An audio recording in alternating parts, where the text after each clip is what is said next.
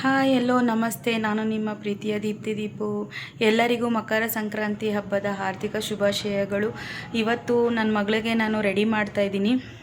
ಯಾವ ಥರ ರೆಡಿ ಮಾಡ್ತಾಯಿದ್ದೀನಿ ಅಂತ ಅಂದ್ಬಿಟ್ಟು ನೋಡೋಣ ಬನ್ನಿ. ಮತ್ತು ನಾನು ಯಾವ ಥರ ಪೂಜೆ ಮಾಡಿದೆ, ಯಾವ ಥರ ಎಲ್ಲ ಅಲಂಕಾರ ಮಾಡಿದೆ, ನನ್ನ ಮಗಳಿಗೆ ಯಾವ ಥರ ನಾನು ಮೇಕಪ್ ಮಾಡಿದ್ದೀನಿ ನೋಡಿ. ನಾನು ಸ್ಯಾರಿ ಉಟ್ಕೊಂಡು ರೆಡಿಯಾಗಿದ್ದೀನಿ. ಬನ್ನಿ ನೋಡೋಣ ನನ್ನ ಮಗಳು ಹೇಗೆ ಕಾಣಿಸ್ತಾಳೆ ಅಂತ. ಸಂಕ್ರಾಂತಿ ಅಂದರೆ ಎಲ್ಲರ ಮನೆ ಮುಂದೆನೂ ಕಲರ್ಫುಲ್ಲಾಗಿ ರಂಗೋಲಿ ಬಿಡ್ತಾರೆ. ಬಟ್ ನನಗೆ ನಾವು ಫಸ್ಟ್ ಫ್ಲೋರ್ ಇರೋದ್ರಿಂದ ನಮಗೆ ತುಂಬ ಜಾಗ ಚಿಕ್ಕ ಇತ್ತು, ಮತ್ತು ಮಕ್ಳುಗಳು ಓಡಾಡೋದಕ್ಕೂ ತುಂಬ ಕಷ್ಟ ಆಗುತ್ತೆ ಅಂತ ಅಂದ್ಬಿಟ್ಟು ನಾನು ಸಿಂಪಲ್ಲಾಗಿ ರಂಗೋಲಿನ ಮಾಡಿ ಮುಗಿಸ್ದೆ. ಹಾಕಿದ್ದೀನಿ. ಯಾಕಂದರೆ ನನಗೂ ತುಂಬ ಕಲರ್ಫುಲ್ಲಾಗಿ ರಂಗೋಲಿ ಬಿಡೋದಂದರೆ ತುಂಬಾ ಇಷ್ಟ. ಬಟ್ ಏನಂದರೆ ಜಾಗ ಇರಲಿಲ್ಲ, ಸೊ ಅದಕ್ಕೋಸ್ಕರ ನಾನು ಏನೂ ಬಿಡಲಿಲ್ಲ. ಅದಾದಮೇಲೆ ಪೂಜೆಗೆ ನೈವೇದ್ಯಕ್ಕೆ ಎಲ್ಲ ಥರನೂ ರೆಡಿ ಮಾಡಿಕೊಂಡು ಅಭಿಷೇಕಕ್ಕೂ ಕೂಡ ನಾನು ರೆಡಿ ಮಾಡಿಕೊಂಡೆ. ಯಾಕಂದರೆ ಹಬ್ಬ ಬೇರೆ, ಅವತ್ತು ಧನುರ್ಮಾಸದ್ದು ಜ್ಯೋತಿ ಇದು ಎಲ್ಲ ಇರುತ್ತಲ್ಲ, ಸೊ ಅದಕ್ಕೋಸ್ಕರ ಸಂಕ್ರಾಂತಿ ಬೇರೆ ಅಲ್ವಾ, ಸೊ ಹಂಗಾಗಿ ನಾನು ಅಭಿಷೇಕಕ್ಕೂ ರೆಡಿ ಮಾಡಿಕೊಂಡೆ. ಫಸ್ಟು ಬಂದು ಹಾಲಲ್ಲಿ ಅಭಿಷೇಕ ಮುಗಿಸ್ಕೊಂಡು ಕ್ಷೀರಾಭಿಷೇಕ ಮುಗಿಸ್ಕೊಂಡು ಅದಾದಮೇಲೆ ಬಂದು ಗಂಧ ಮತ್ತು ಅರಿಶಿನ ಆ ಥರ ಇನ್ನು ಇತ್ಯಾದಿಗಳದ್ದು ಹಾಕಿ ನಾನು ಏನೇನು ಹಾಕ್ತೀನಿ ಎಲ್ಲ ಹಾಕಿ ಅಭಿಷೇಕನ ಮುಗಿಸ್ಕೊಂಡಾದಮೇಲೆ ಪೂಜೆನೂ ಎಲ್ಲ ಮುಗಿಸ್ಕೊಂಡೆ. ನಾನು ಯಾವಾಗೂ ಅಷ್ಟೇ ಫಸ್ಟು ಅಭಿಷೇಕ ಮಾಡಾದಮೇಲೆ ದೇವ್ರ ಪೂಜೆನ ಮಾಡ್ತೀನಿ. ಯಾಕಂದರೆ ಫಸ್ಟು ಇಲ್ಲಿ ಮುಗಿಸಿದ್ಮೇಲೆ ಅಲ್ಲಿ ದೇವ್ರನ್ನ ಅಲಂಕಾರ ತಿರ್ಗಾ ಮತ್ತೆ ನಾನು ಮಾಡಬೇಕು. ಸೊ ಅದಕ್ಕೋಸ್ಕರ ನಾನು ಎಲ್ಲ ಥರ ಫಸ್ಟು ನಾನು ಇಲ್ಲಿ ಮುಗಿಸ್ಕೊಂಡು ಆಮೇಲೆ ನೋಡಿ ನಾನು ಆಲ್ರೆಡಿ ಶಿವನಿಗೆಲ್ಲ ಅಲಂಕಾರ ಮಾಡಿ ಲಿಂಗಕ್ಕೆ ನಾನು ಎಲ್ಲ ಥರ ಅಲಂಕಾರ ಮಾಡಿದ್ದೀನಿ ನೋಡಿ. ಮಾಡಿಬಿಟ್ಟು ಆದಮೇಲೆ ನಾನು ದೀಪ ಎಲ್ಲ ಹಚ್ಚಿ ನಾನು ಪೂಜೆಗಳನ್ನ ಸ್ಟಾರ್ಟ್ ಮಾಡೋದು. ಆವತ್ತಿನ ದಿನ ತುಂಬ ಒಂಥರ ಚೆನ್ನಾಗಿತ್ತು. ಎಲ್ಲ ಥರ ಪ್ರಸಾದಗಳನ್ನ ಇಟ್ಟಿದ್ದೆ.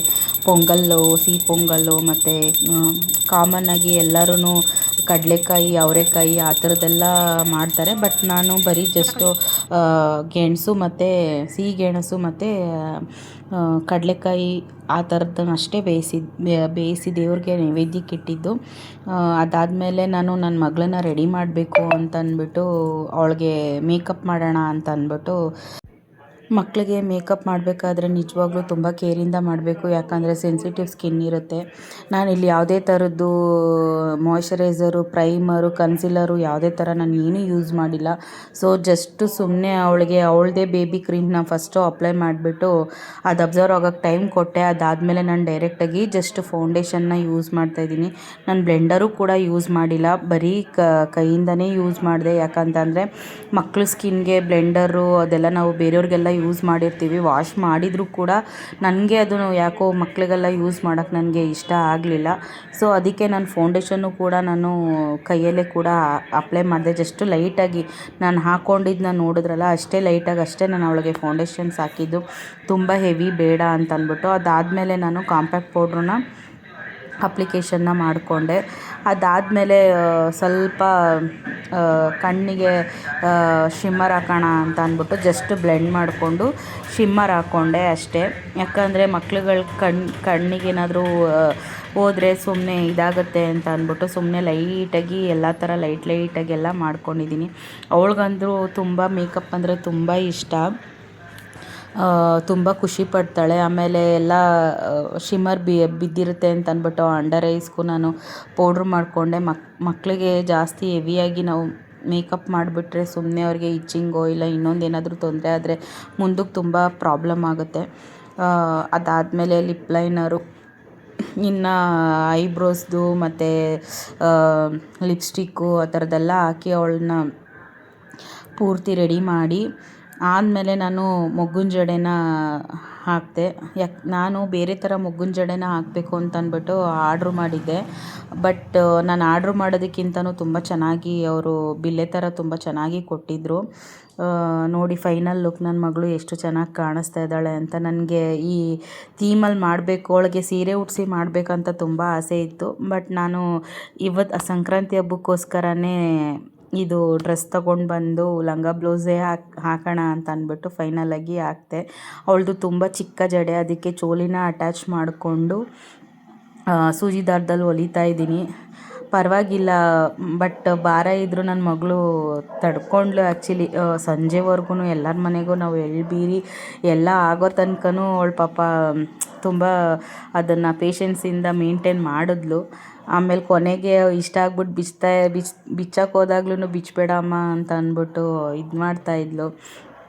ಇದು ಬಂದು ನಾನು ಎಲ್ಲಿ ತೊಗೊಂಡಪ್ಪ ಅಂತ ಅಂದರೆ ಈ KSRTC ಬಸ್ ಸ್ಟ್ಯಾಂಡ್ ಕೆಳಗಡೆ ಬಂದರೆ ಡೌನಲ್ಲಿ ಅಲ್ಲಿ ಬರೀ ಹೂವಿಂದು ಅಂಗಡಿಗಳೇ ಇರುತ್ತೆ ನೋಡಿ, ಅಲ್ಲಿ ಇದನ್ನು ಆರ್ಡ್ರ್ ಕೊಟ್ಟು ನನ್ನ ತಮ್ಮನ ಕೈಯಿಂದ ಮಾಡಿಸಿದ್ದು. ತುಂಬ ಚೆನ್ನಾಗಿ ಮಾಡಿದರು. ಉದ್ದ ಇತ್ತು ಆ್ಯಕ್ಚುಲಿ. ಅದನ್ನು ಕೆಳಗಡೆ ನಾನು ಕಟ್ ಮಾಡಿ ಅದನ್ನು ಅವಳಿಗೆ ಸೂಜಿ ದಾರದಲ್ಲಿ ಕ್ಲೀನಾಗಿ ಒಂದು ಕಡೆಯಿಂದ ಪೋಣಿಸ್ಕೊಂಡು ಬಂದೆ. ಪೋಣಿಸಿಲ್ಲ ಅಂದರೆ ಮಕ್ಳುಗಳಿಗೆ ಬಿದ್ದೋಗ್ಬಿಡುತ್ತೆ. UPನಲ್ಲಿ ನಾನು ಏನು ಇಲ್ಲಿ UPನೇ ಯೂಸ್ ಮಾಡಿಲ್ಲ, ಎಲ್ಲನೂ ಸೂಜಿ ದಾರದಿಂದನೇ ಪೋಣಿಸಿರೋದು. ಅವಳಿಗೆ ಸಂಜೆವರೆಗೂ ಹಂಗೆ ಇತ್ತು ಅಂತಂದರೆ ನೀವೇ ಇದು ಮಾಡಿ, ಎಲ್ಲ ಥರನೂ ಸೆಕ್ಯೂರ್ ಮಾಡಿ ಸೂಜಿ ದಾರದಲ್ಲಿ ಹೊಲ್ದು ಅವಳಿಗೆ ನಾನು ಪೋಣಿಸಿದ್ದೆ ಮೊಗ್ಗಿನ ಜಡೆನ. ತುಂಬ ಚೆನ್ನಾಗಿ ಕಾಣಿಸ್ತಾ ಇದ್ಲು, ಪುಟ್ಟ ಗೌರಿ ಥರ. ಜಡೆನೂ ಅಷ್ಟೇ ತುಂಬ ಚೆನ್ನಾಗಿ ಬಂದಿತ್ತು ಜಡೆ, ನೀವೇ ನೋಡ್ತಾ ಇರ್ಬೋದು. ಅವಳ ಜಡೆಗೂ ಅವಳ ಇದಕ್ಕೂ ತುಂಬ ಚೆನ್ನಾಗಿ ಇತ್ತು. ತುಂಬ ಅವಳು ಖುಷಿ ಪಡ್ತಾಯಿದ್ಲು. ಅವಳ ಖುಷಿ ನೋಡಿ ನನಗೂ ತುಂಬ ಇಷ್ಟ ಆಯಿತು. ಇವತ್ತೆಲ್ಲ ಬರೀ ಇವಳ್ದು ಮೇಂಟೆನೆನ್ಸು, ಇವಳನ್ನ ಕರ್ಕೊಂಡು ಎಳ್ಳು ಬೀರದ್ದೇ ಒಂದು ದಿನ ಪೂರ್ತಿ ಆಯಿತು. ಫೈನಲಿ ಅವಳ ಖುಷಿ ನೋಡಿ ನನಗೂ ತುಂಬ ಖುಷಿ ಆಯಿತು. ಇದಾಗಿತ್ತು ಇವತ್ತಿನ ವಿಡಿಯೋ. ಮಕ್ಳುಗಳಿಗೆ ರೆಡಿ ಮಾಡಿ ಏನೇ ಆಗಲಿ ತಾಯಂದಿರಿಗೆ ಒಂಥರ ಖುಷಿ ಒಳಗಡೆನೆ. ಈ ವಿಡಿಯೋ ಇಷ್ಟ ಆಗಿದ್ದರೆ ದಯವಿಟ್ಟು ಲೈಕ್ ಮಾಡಿ, ಸಬ್ಸ್ಕ್ರೈಬ್ ಮಾಡ್ಕೊಳ್ಳಿ ಅಂತ